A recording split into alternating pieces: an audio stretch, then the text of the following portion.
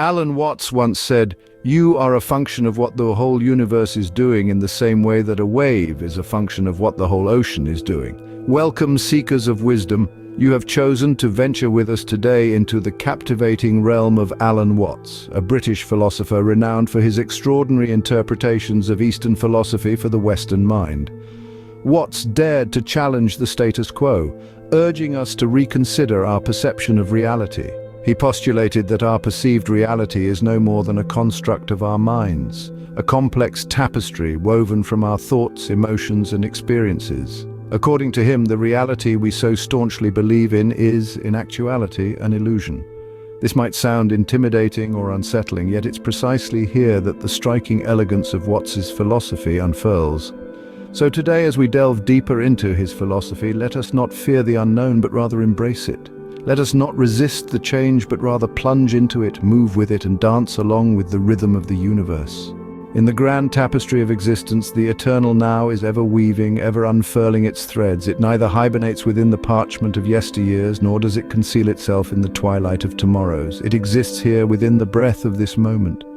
Alan Watts, a sage from the realm of words and ideas, danced with this truth. He suggested that the reality we seek, yet often overlook, is the heartbeat of the present moment. The bygone era is but a whisper, a reverberation fading into the ether of memory. The yet-to-come, conversely, is an enigma, a divine riddle cloaked in the nebula of uncertainty. Despite our countless mental mosaics, tomorrow remains a mirage, always beyond our grasp. We, as sentient beings, tend to linger in the echoes of the past, to replay the symphony of moments that have slipped away. We retrace our steps, reconsidering our actions, our words. We lament our missteps as if they were gravestones of missed melodies. Concurrently, we fret over the unborn tomorrow. We worry about the seeds it may sow, the fruits it might bear in the garden of our lives. We construct mountains of worry and oceans of distress over events that have yet to bloom, circumstances that may never take root. In this dance of fear-regret, we lose sight of the symphony of the now, the joy, the unadulterated reality of the present moment. We overlook the laughter of a loved one, the tender caress of the sun, the whisper of the rain, the ambrosia of our favorite delicacies. We overlook life as it blooms under the sun of the present moment. Reality, as echoed by Watts, is not a riddle to be solved, but a symphony to be danced to. It is not a treasure to be chased in the chambers of what was or what will be, but a melody to be embraced in the concert of the now. It is not a destination, but a journey, a dance, a song to be lived.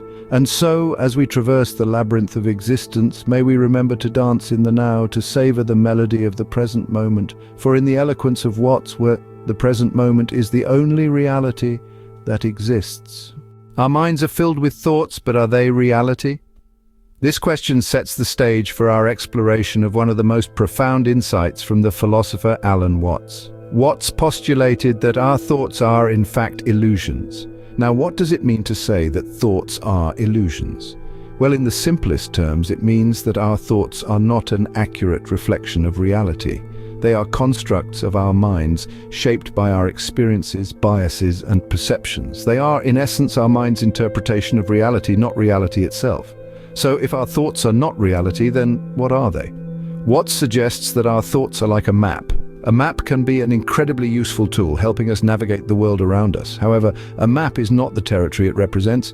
It's a simplified version, a model, a representation. It's not the real thing. In the same way, our thoughts are a map of reality, not reality itself. This idea that thoughts are illusions can be quite unsettling. After all, we rely on our thoughts to make sense of the world, to plan our lives, to solve problems. But the danger lies in mistaking the map for the territory, the thought for the thing itself. When we do this, we can lose touch with the raw, unfiltered experience of reality. It's like looking at a beautiful landscape through a camera lens. The camera can capture an image of the landscape, but it can't capture the feeling of the wind on your face, the smell of the flowers, the sounds of the birds. If you're too focused on the camera, you might miss the actual experience of being there. This is not to say that thoughts are bad or useless. They are incredibly useful tools. But just as you wouldn't mistake a hammer for the house it helps to build, we shouldn't mistake our thoughts for reality. They are tools for navigating reality, not reality itself. As Watts beautifully puts it, a person who thinks all the time has nothing to think about except thoughts. When we become lost in our thoughts, we lose touch with the vivid, vibrant reality that is always right here, right now, and that, my friends, is the true illusion. What truly defines us? This riddle of existence has long been the muse of philosophers, scientists, and poets. Enter Alan Watts, a maestro of Eastern philosophy who wields a unique perspective as a compass through this existential maze. He paints the ego, our perceived self, as nothing but a mirage, a beguiling illusion with a hollow heart. Let us journey deeper into this labyrinth of thought. The ego, as Watts illustrates, is not the essence of our being, but rather a tapestry woven from threads spun during our formative years. It is a patchwork of labels, roles, and societal expectations, a self-portrait painted in the colors of convention. You might see in this mosaic a doctor, a parent, a friend, or a scholar. These, however, are merely costumes we don, not the marrow of our identities. Watts postulates that clinging to this ethereal mirage of selfhood can estrange us from the raw, untamed dance of reality.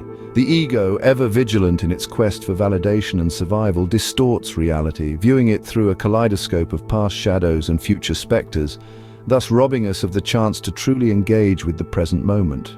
How then might we break free from this illusion? Watts whispers that the key lies in relinquishment, casting aside the reins of control, the craving for applause, and the terror of the unknown. This is not a call to abandon duties or dreams. It is a call to recognize the fleeting nature of existence and to dance with the ebb and flow of life. By letting go, we shake off the shackles of the ego, opening ourselves to a more genuine experience of reality. We begin to perceive world not as a collection of isolated beads, but as countless facets of a single dazzling gem. We awaken to the realization that we are not solitary voyagers, but part of the grand cosmic ballet of existence. Watts implores us to remember you are an aperture through which the cosmos gazes upon and explores itself. This profound metaphor serves as a tender reminder of our interdependence with the cosmos, and hints at the possibility for a deeper, more meaningful communion with reality when we set aside the mirage of the ego. What does it mean to let go? This question, seemingly simple on the surface, carries a profound depth that Alan Watts unpacked in his philosophical musings. Letting go, as Watts posited, isn't about relinquishing control or giving up. Rather, it's about understanding and accepting that our control is an illusion, just like our thoughts and our ego. Watts believed that we are often shackled by our own illusions and attachments. These bindings are not physical, but mental, arising from our own perceptions and expectations. We clutch onto ideas, people, and material possessions with a fierce intensity under the belief that they define us. But what happens when we loosen our grip? What happens when we let go? To let go, according to Watts, is to find freedom. It's the freedom from the constraints of our own making. Self-imposed rules, societal expectations, and even the notion of time. It's about allowing life to flow naturally, without attempting to steer or control it. It's about understanding that our reality is not something to be manipulated, but rather something to be experienced. This freedom can radically alter our experience of reality. When we let go, we open ourselves up to the boundless possibilities of the present moment. We begin to see the world not as a series of events to be controlled, but as a dance to be enjoyed. We start to understand that our happiness, our peace, doesn't come from what we can acquire or achieve, but from our ability to be fully present and engaged in each moment. Letting go is not a one-time event, but a continuous practice. It's about constantly reminding ourselves that we are not the puppeteers of our lives, but the spectators of a grand performance. It's about learning to find joy in the journey, rather than the destination. As we conclude this scene, let's ponder over a poignant reminder from Watts.